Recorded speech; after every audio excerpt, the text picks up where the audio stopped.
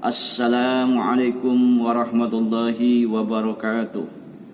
Alhamdulillahi rabbil alamin. Wassalatu wassalamu ala asrafil anbiya'i wal mursalin Sayyidina Muhammadin wa ala alihi wa sahbihi ajma'in. Amma ba'du. Saudara-saudaraku kaum muslimin dan muslimat yang berada, pertama dan yang paling utama kita panjatkan puji dan syukur kehadirat Allah Subhanahu wa taala yang telah memberikan kepada kita beribu-ribu nikmat, terutama nikmat iman dan Islam, nikmat sihat wal afiat dan nikmat-nikmat yang lainnya. Salawat dan salam semoga terlimpah curah kepada junjungan alam rupanya Kanjeng Nabi Muhammad sallallahu alaihi wasallam biqali Allahumma shalli ala sayyidina Muhammad wa ala ali sayyidina Muhammad. Mudah-mudahan kita semuanya mendapat syafaatnya nanti di kelak. Amin amin ya rabbal alamin. Kaum muslimin dan muslimat rahimakumullah, izinkanlah dalam kesempatan ini saya akan mensitir sekelumit firman Allah yang ada kaitannya dengan tema yang saya akan berikan, yakni pentingnya thalabul ilmi. Allah Subhanahu wa taala telah berfirman dalam Al-Qur'an, fas'alu ahlad dzikri in kuntum la ta'lamun. Bertanyalah kamu ke ahli zikir apabila kamu tidak mengetahui. Jadi ini adalah amar atau perintah Allah. Al-aslu fil amri lil wujub. Asalnya dalam amar itu dalam kaidah usul fikih untuk wajib. Jadi bertanyalah kamu kepada ahli zikir, yaitu ahli ilmu, apabila kamu tidak mengetahui. Jadi kita dalam segala sesuatu itu harus tahu ilmunya, terutama dalam ibadah sholat, karena ibadah sholat ini perintah Allah yang tentunya harus memenuhi syarat dan rukun-rukunnya, kriteria-kriterianya supaya sah itu sholat, ditinjau dalam segi fikihnya dan juga mudah-mudahan diterima oleh Allah ya. Untuk itu kita harus mempelajari ilmu sholat, terutama sekali yaitu dalam masalah rukun sholat, kemudian yang membatalkan sholat, sunah-sunah sholat, itu semuanya perlu kita pelajari supaya sholat kita bisa sesuai yang diajarkan oleh paduka baginda Rasulullah Muhammad sallallahu alaihi wasallam. Jadi belajar ilmu sholat tentunya dari sebelum sholat, dari masalah toharoh, masalah air, masalah sesuatu yang sebelum wudu, masalah wudu, fardu wudu, yang membatalkan wudu, syarat wudu dan lain sebagainya. Alangkah baiknya kita pelajari lebih dulu. Karena itu dinamakan dalam kitab Ta'limal Muta'alim, yaitu ilmu hal, ilmu seketika yang kita kerjakan setiap hari. Jadi ilmu sholat dan yang berkaitan dengan sholat harus kita pelajari supaya kita mendapatkan sesuatu pekerjaan yang sesuai. Begitu juga ilmu-ilmu yang lainnya yang tak kalah penting, ilmu tauhid, sebagaimana dijelaskan oleh Imam Ibn Ruslan bahwasanya ilmu tauhid itu paling wajib atau lebih awal diketahui. Awal wajibin alal insani marifatun billahi bistiqani, marifatun billahi bistiqani. Anu wajib, anu panggulana wajib ka manusia nyaita nganyahokeun Allah Ta'ala jeung dalilna bisa. Jadi yang pertama wajib kepada manusia itu adalah ma'rifat kepada Allah, mengetahui Allah. Man arafa nafsahu faqad arafa rabbahu. Barang siapa mengenal dirinya, maka mengenal Tuhannya. Jadi mengenal Allah itu tentunya harus mengenal juga diri kita. Kita ini siapa, ada di mana, sedang apa, punya tugas apa, mau kemana. Siapa kita ini, kita tahu kita ini adalah manusia. Manusia yang makhluk yang sempurna dalam segi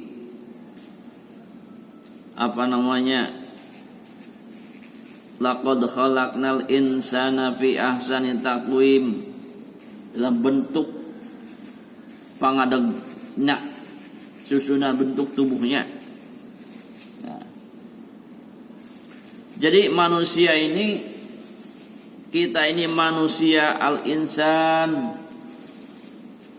dhaifun, manusia itu lemah tentunya. Karena manusia ini, kita ini ibarat wayang. Kita digerakkan oleh dalang ibaratnya. Jadi kita ini ibarat wayang yang tentunya kita ini sebagai manusia yang dhaif dan punya Tuhanlah, yaitu Allah Subhanahu wa taala, yang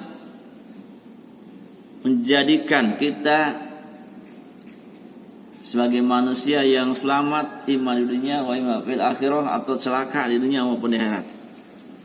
Tergantung kita yang menjalaninya hidup ini. Jika kita menjalani hidup ini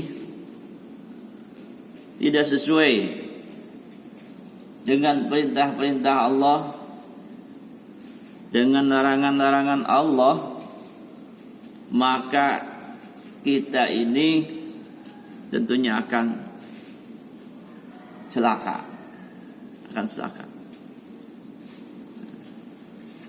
Memang hidup kita ini secara wayang, namun di sisi lain kita punya tugas dan kewajiban, ya ini kita untuk beribadah semaksimal mungkin, dalam artian tahu ilmunya, dan juga kita berusaha terus untuk menjalankan perintah-perintah Allah dan menjauhi larangan-larangannya. Nah, itu kita manusia. Sedang di mana? Sedang di dunia. Jadi kita ini sedang di dunia, guys, kita nih hidup ini, kita sedang di dunia. Yang namanya dunia adalah fana. Apa itu fana? Fana itu kena rusak. Hidup di dunia ini kita fana, kita rasakan sendiri. Dulu kita ini ketika masih muda lah, tahu sendiri kita dulu. Pikiran kita, semangat kita, cita-cita kita, ini kita ibaratnya masih segar. Banyak keinginan, banyak cita-cita, yang istilah kata ingin sukses, ingin banyak ilmu, ingin bisa ini bisa itu. Nah, itu ketika masa itu. Namun ketika kita sudah mulai berumur 40-50 ke atas, jadi agresif untuk menjalankan cita-cita itu sudah mulai berkurang. Nah, justru itu kaum muslimin rahimakumullah, kita sedang di dunia ini dan kita pikir bahwasanya kita ini sudah umur berapa, sudah umur berapa, waktu dihabiskan untuk apa. Nah, kita tentunya harus banyak bertafakur atau tenggang rasa, mawas diri, mengintrospeksi diri, menghisab diri. Harus banyak introspeksi diri dan menghisab diri. Sebab umur kita ini kebanyakan, saya sendiri mungkin berapa persen saja yang dalam menjalankan perintah-perintah Allah, menjauhi larangan-larangan Allah. Padahal kita dikasih waktu 24 jam. Sementara berapa menit saja kita di dalam menjalankan urusan agama. Selain itu adalah urusan dunia. Mungkin kita berapa persen aja. Kalau dikalkulasikan salat 5 waktu ini 10 menit 5 kali 10 50. Nah, 1 jam lah.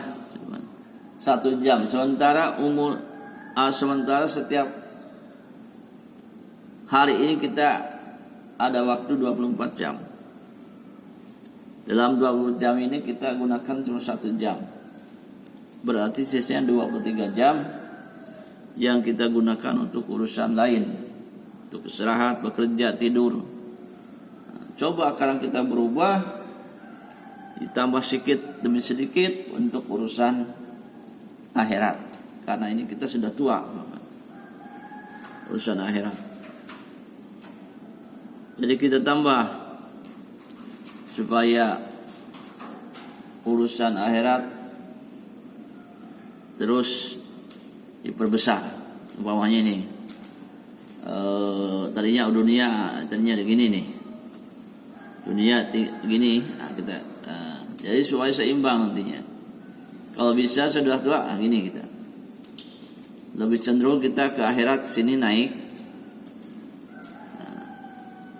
Kalau sudah berumur 50, 60, kita lebih baiknya masalah urusan akhirat juga diprioritaskan.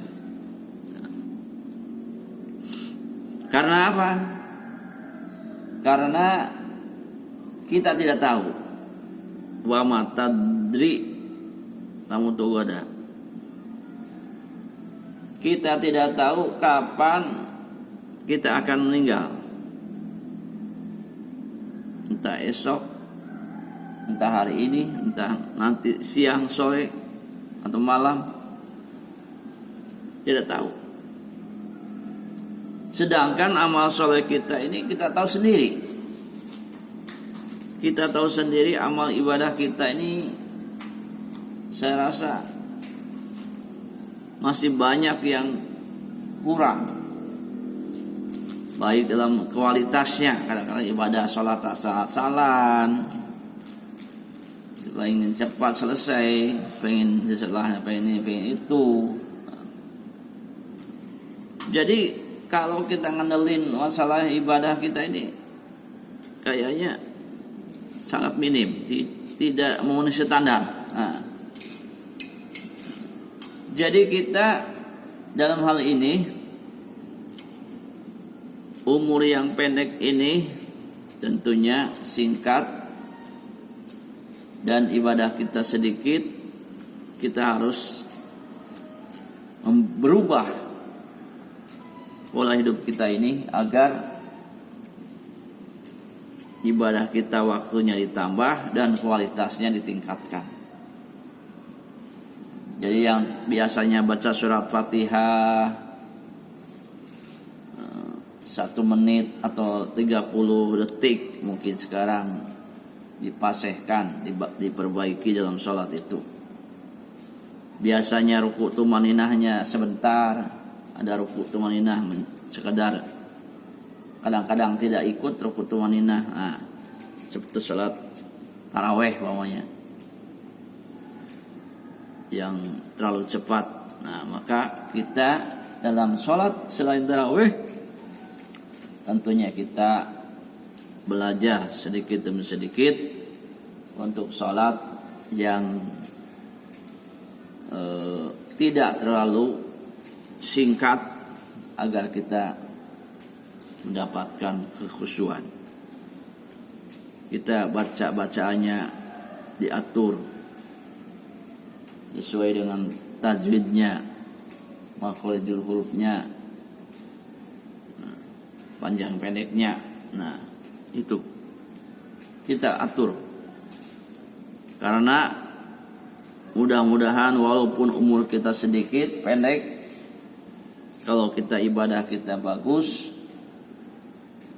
mudah-mudahan kita dijadikan oleh Allah orang yang selamat di dunia maupun di akhirat kelak, ya. Sebab kita ada namanya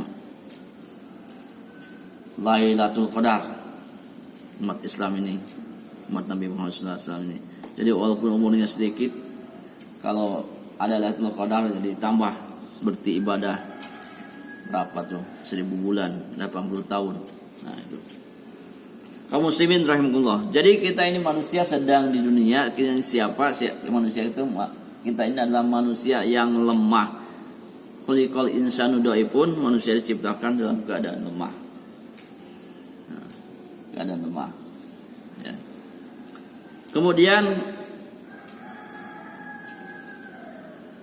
kita ini punya tugas apa? Nah, kita sudah pada mengetahui bahwasanya tugas kita di dunia ini adalah ibadah,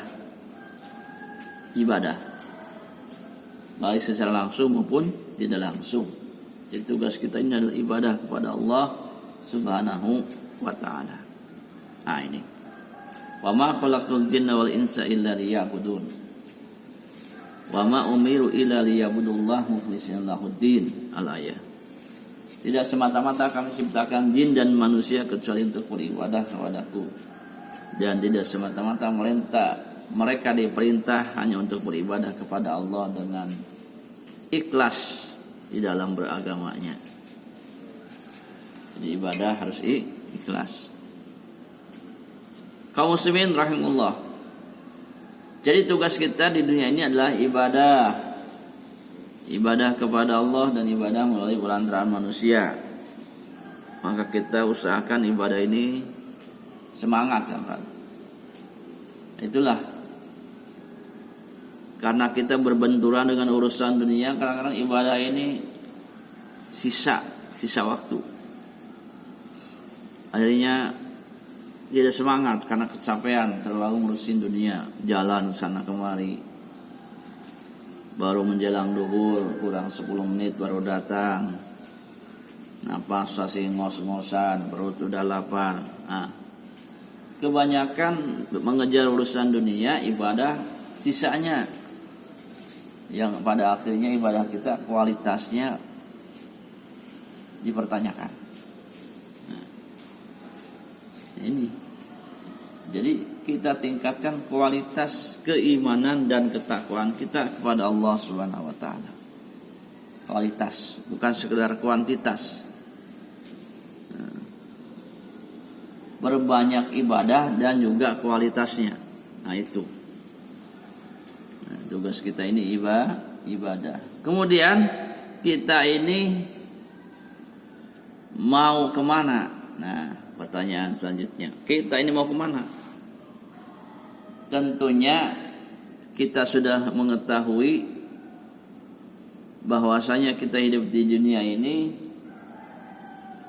tidak selamanya, dan kita akan pergi. Yang mau kemana itu akan pergi ke alam yang kekal abadi, yakni akhirat namanya. Nah, kita akan pergi ke akhirat. Jadi kita manusia akan kemana? Akan ke akhirat, akan ke alam kubur, akan ke liang kubur. Nah ini, kalau sudah membahas tentang alam kubur, yang kubur, alam barzah, insyaallah harusnya kita tergugah, termotivasi. Karena di dalam kubur ini, jika kita khayalkan jika kita pikirkan bagaimana kita ketika kita umpamanya seperti mimpi bangun dari mimpi, tapi kita sudah ada di alam kubur. Pas bangun dari mimpi, tangan kita ada kapas, mata kita ada kapas, ada kain kafan, gelap. Kita sadar di situ, tapi kita ingin kembali ke dunia, tapi kemampuan dan keadaan tidak mendukung. Coba kita bayangkan di alam kubur ini semuanya, kita seolah-olah baru bangun, dibangunkan ya, kubur sendirian, gelap, sempit. Bagaimana? Coba hayalkan. Jadi di alam kubur ini tentunya sangat memprihatinkan dibandingkan dengan hidup di dunia ini. Sesengsara-sengsaranya hidup di dunia, kalau hidup ini tidak sesengsara di alam kubur. Masih ada lampu, masih hidup tidak sempit, tidak gelap, tidak sumpek, tidak sendiri. Nah ini. Jadi bagaimana caranya agar di alam kubur ini kita ini supaya lapang, supaya terang, supaya bahagia. Bahkan seperti naumatal arus, tidurlah kamu seperti tidurnya pengantin. Artinya cepat, terasa cepat menunggu kiamat ini karena senang dalam kubur.